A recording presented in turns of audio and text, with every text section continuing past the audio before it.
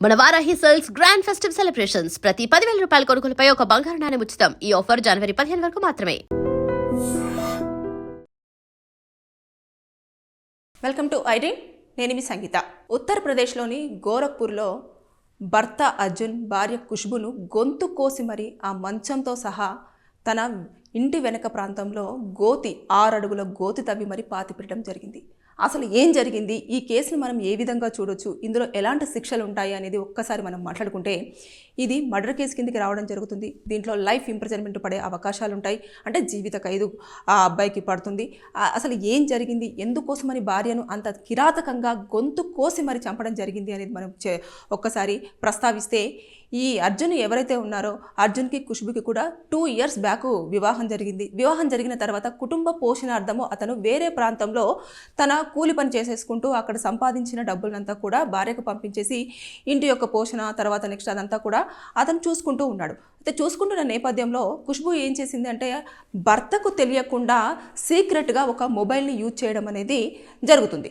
ఇక భర్త ఏం చేశాడు, భార్యను కలవడానికి, అదేవిధంగా భార్యను చూడడానికి, ఇంకా కొంచెము పని నుంచి వెళ్ళి కొంచెం రెస్ట్ తీసుకోవాలని చెప్పేసి అన్న ఉద్దేశంతో డిసెంబర్ 21వ తేదీన గోరఖ్పూర్కి రావడం జరిగింది. వచ్చిన తర్వాత భార్య యొక్క ప్రవర్తన పూర్తిగా కొంచెం తేడాగా కనిపించింది. దాంతోపాటు అదేంటి నా భార్య మొబైల్ యూజ్ చేస్తుంది, ఈ విషయం నాకు తెలియదు అని చెప్పేసి అతను చాలా కంగారు పడిపోయాడు. అంతేకాకుండా భార్య ఏం చేసిందంటే, భర్తకు అనుమానం రావడంతో ఆ ఫోన్ని సీక్రెట్గా ఎక్కడో ఒక ప్లేస్లో దాచిపెట్టడం జరిగింది. ఇక దాచిపెట్టిన తర్వాత అతను ఏం చేశాడు, అర్జున్ ఖుష్బుని అడిగాడు, అదేంటి నువ్వు మొబైల్ యూజ్ చేస్తున్నావా, నాకు చెప్పలేదేంటి, మొబైల్ ఉన్న విషయం నాకు ఎందుకు చెప్పలేదని చెప్పేసి ఆ రోజు నైట్ వారిద్దరి మధ్యలో కూడా ఘర్షణ వాతావరణం నెలకొంది.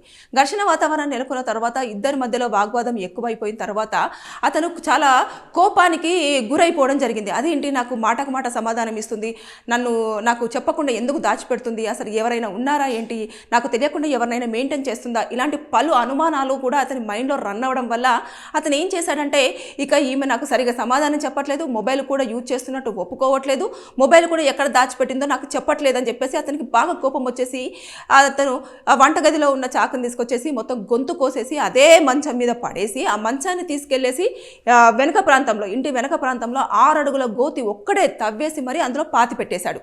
ఇక ఎవరికి తెలియకూడదు, నా మీద ఎవరికి డౌట్ రావద్దు అని చెప్పేసి అతను చాలా కామ్గానే ఉన్నాడు. కానీ కుటుంబ సభ్యులు ఊరుకోరు కదా. కుటుంబ సభ్యులు అరే నా కూతురు దగ్గర నుంచి వెళ్ళి ఎలాంటి ఇన్ఫర్మేషన్ లేదు, అసలు ఏం జరుగుతుందో తెలియదు అని చెప్పేసి అనిన తర్వాత అల్లుడు వచ్చాడు. మరి అల్లుడు వచ్చిన తర్వాతనైనా కనీసం మరి నా కూతురు ఇద్దరు కలిసి ఇంటికి రావాలి కదా అని చెప్పేసి, అయితే ఆ టైంలో ఈ డౌట్ వచ్చిన తర్వాత కుటుంబ సభ్యులు అదేంటి భర్త వచ్చిన తర్వాత భార్య ఎక్కడికి వెళ్ళింది, మన కూతురు ఎక్కడికి వెళ్ళింది అంటే, ఏమో నాకు తెలియదు, నేను వచ్చిన దగ్గర నుంచి లేదు అని అంటే, పక్కన ఎవరైతే ఇంటి పక్కన ఉన్న వాళ్ళు లేదు, అతను వచ్చినప్పుడు ఆ అమ్మాయి కూడా ఉంది, నైట్ వరకు కూడా ఉంది, నైట్ పెద్ద పెద్ద అరుపులు కేకలు కూడా వినిపించాయి అని చెప్పేసి పక్కనింటి వాళ్ళు ఆ కుటుంబ సభ్యులకు చెప్పడం జరిగింది. పోలీసులకు ఇన్ఫర్మేషన్ ఇవ్వడంతో ఇమీడియట్గా వాళ్ళు రావడము, ఇతన్ని వారి యొక్క స్టైల్లో ఇన్వెస్టిగేషన్ చేయడము, అంత చేసిన తర్వాత అప్పుడు ఇంటి వెనుక ప్రాంతంలో మట్టి ఏదైతే ఉంటుందో అది, ఇప్పుడు నేల అనేది ఎలా ఉంటుంది, కొంచెం కంటిన్యూస్గా అక్కడ ఉందంటే చాలా గట్టిగా ఉంటుంది. ఎప్పుడైనా తవ్వినప్పుడు ఏమవుతుంది, మెత్తగా అక్కడ ఏదో తవ్వినట్టుగా కనిపిస్తూ ఉంటుంది కదా. అక్కడికి వెళ్ళి చూడగానే అక్కడ మొత్తము డెడ్ బాడీ అంతా కూడా మంచంతో సహా బయటపడిన తర్వాత అతను ఏం ఒప్పుకున్నాడంటే, నాకు తెలియకుండా సీక్రెట్గా మొబైల్ యూజ్ చేస్తుంది, నేను అడిగినా కూడా చెప్పలేదు, ఆ నేపథ్యంలో నాకు కోపం రావడం జరిగింది, ఆ మొబైల్ కూడా ఎక్కడ దాచిపెట్టిందో కూడా నాకు చెప్పలేదు, ఎందుకని చెప్పలేదు, ఏదో దాచిపెట్టేస్తుంది, ఏదో సీక్రెట్గా మెయింటైన్ చేస్తుంది, ఏదో రిలేషన్షిప్ ఉంది అని చెప్పేసి అనుమానంతో నేను చంపేయడం జరిగింది అని చెప్పేసి అతను పోలీసుల ముందు ఒప్పుకోవడం జరిగింది. ఒప్పుకున్నాడు. అంతేకాకుండా మనకు అక్కడ క్లియర్గా కనిపిస్తూ ఉంది, మర్డర్ చేశాడు కాబట్టి లైఫ్ ఇంప్రిజన్మెంట్ అయితే కంపల్సరీగా పడే అవకాశం ఉంటుంది. ఒప్పుకున్నాడు కాబట్టి ఇమీడియట్గా అతన్ని ఎవరైతే ఉన్నారో అర్జున్ని తీసుకెళ్లి అరెస్ట్ చేసేసి కోర్టులో ప్రొడ్యూస్ చేస్తారు. ప్రొడ్యూస్ చేసిన దాకా ఫస్ట్ రిమాండ్కి పంపిస్తారు.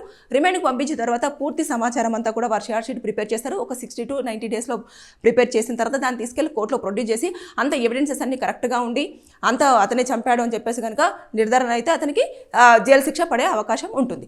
అయితే ఇలాంటి సంఘటనలు ఎందుకు చోటు చేసుకుంటున్నాయి అని అంటే, భార్యాభర్తల ఇద్దరి మధ్యలో కూడా సరైన సఖ్యత లేకపోవడము, ఒకరిపైన ఒకరికి నమ్మకం లేకపోవడమే ప్రధానంగా కారణమని మనం చెప్పుకోవచ్చు. ఎందుకంటే కోర్టులో చాలా వరకు చూస్తుంటే ఇలాంటి కారణాల వల్లనే, అంటే భార్య ఎవరితోటో సంబంధం పెట్టుకోవడం, భర్త ఎవరితోటో సంబంధం పెట్టుకోవడం, భార్య ఎవరితోనో మాట్లాడుతుందని చెప్పేసి భర్తకు అనుమానం, భర్త ఎవరితోనో మాట్లాడుతున్నారని చెప్పేసి భార్యకు అనుమానం, ఇలాంటి కారణాల వల్లనే ఎక్కువగా ఆ హత్యలు, అదేవిధంగా ఆత్మహత్యలు, అంతేకాకుండా అనుమానంతో విడాకులు, ఇవన్నీ కూడా ఎక్కువ స్థాయిలో కోర్టులలో ఫైల్ అవుతున్న కేసులు అన్నట్టు.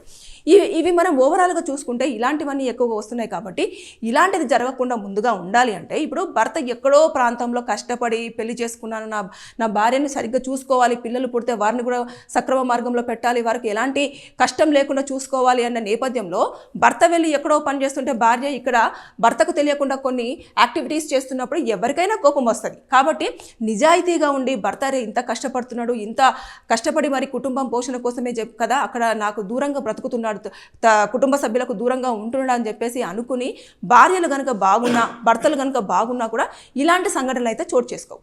ఒకవేళ అలా జరిగినప్పుడు దూరంగా ఉంటున్నారు, నాకు ఖచ్చితంగా పెళ్ళైన తర్వాత నాకు ఫ్యామిలీ లవ్ చాలా ఇంపార్టెంట్, భర్త నా పక్కనే ఉండాలి, నాకు ఇలా ఉంటేనే నచ్చుతుంది అని చెప్పేసి అనుకున్నప్పుడు కూర్చోబెట్టేసి మాట్లాడాలి. నేను అసలు పెళ్ళై 2 years అవుతుంది, 2 years అవుతుంది కాబట్టి నేను భర్తకు దూరంగా ఉండలేకపోతున్నాను, నాకు ఇతని దగ్గర నుంచి విడాకులు కావాలి, నాకు ఫ్యామిలీ లైఫ్ అనేది చాలా ఇంపార్టెంట్ అని చెప్పేసి కనుక కుటుంబ సభ్యులకు చెప్పేసి ఇరువర్గ పెద్దలు కూడా కూర్చొని ఈ యొక్క విషయాన్ని వాళ్ళు మొత్తం డిస్కషన్ చేసుకున్న తర్వాత విడాకులా, లేదు అంటే ఆ వ్యక్తి ఇక్కడికి వచ్చేసి వేరే ప్లేస్లో జాబ్ చేయడమా, లేదంటే భార్యని అక్కడికి తీసుకెళ్లేసి అతని దగ్గర పెట్టుకోవడమా, ఇలాంటివన్నీ కూడా వెసులుబాట్లు ఉంటాయి.